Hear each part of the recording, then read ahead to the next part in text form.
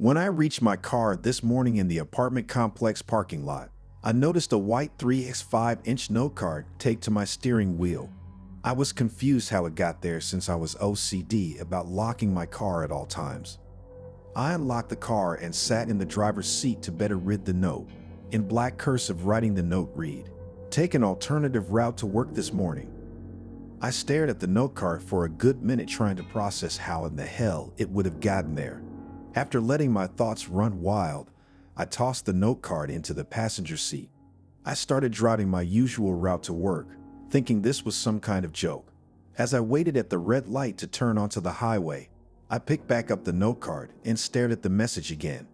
In a manner aimed more towards speaking to myself, I blurted the words out. Why the hell would I take a different route to work that would make it almost a 45-minute drive? Realizing I was talking to a note card, I looked at myself in my rearview mirror and laughed. The note card slipped out of my hand and fell on its reverse side onto my lap.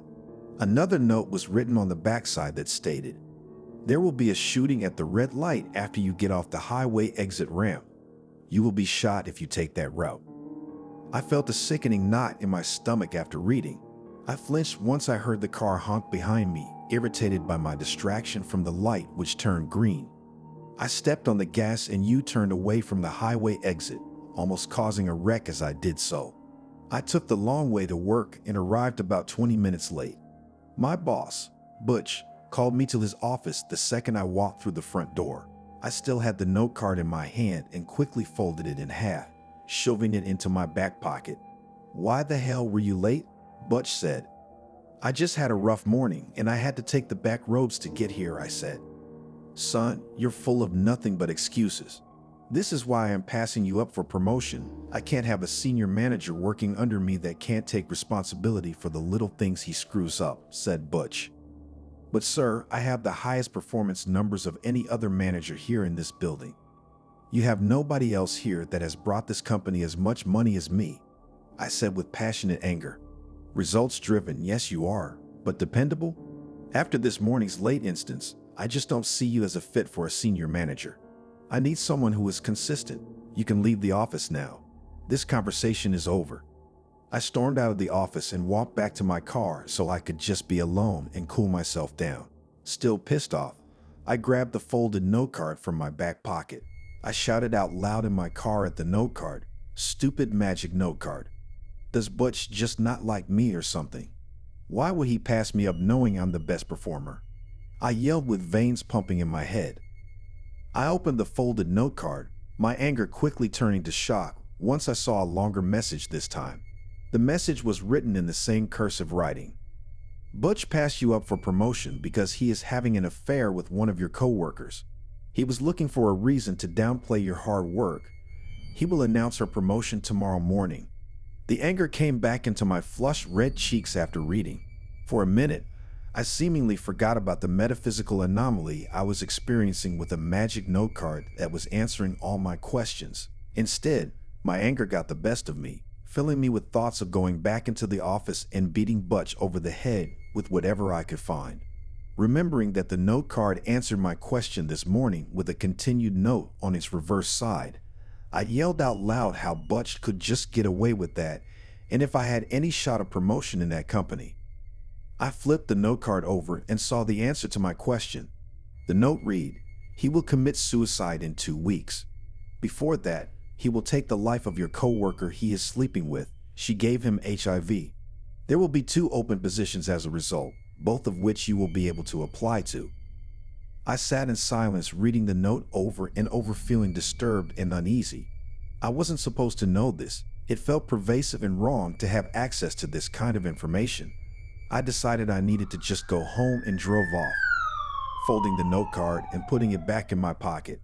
I noticed police cars as I turned into the ramp leading to the highway.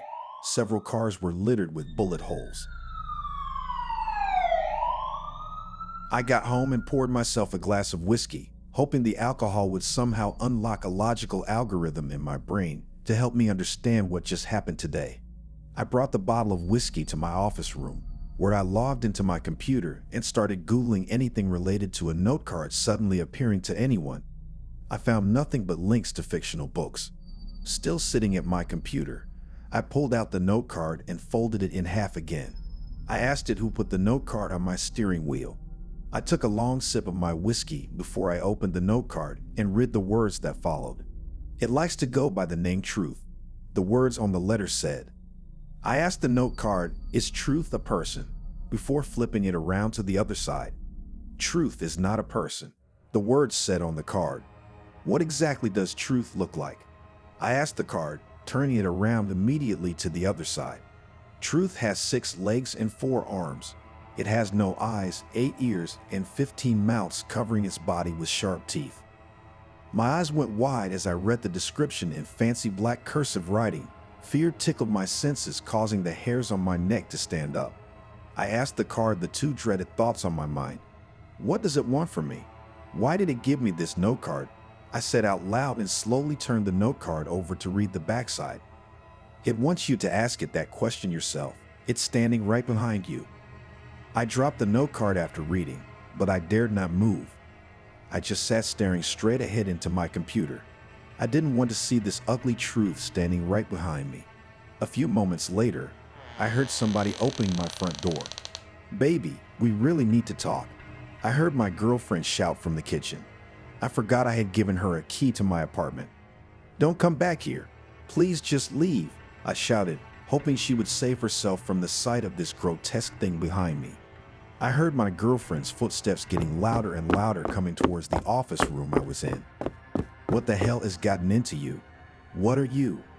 Her voice cut off suddenly as it reached the doorway. It's been 3 hours since I heard her voice. I am still sitting at my computer, not daring to look behind me. I have kept the brightness on my screen turned up to avoid seeing any glimpse or reflection of the thing behind me. I don't know if my girlfriend is still standing at the doorway, or if that thing did something with her. I have about half a bottle of whiskey left. I am posting this hoping anyone can give me an idea of what the hell will happen when I turn around. I decided as soon as the whiskey runs out, I will finally turn around. The description alone from the note card has me scared shitless to face it, but eventually I will have no choice but to face the ugly truth.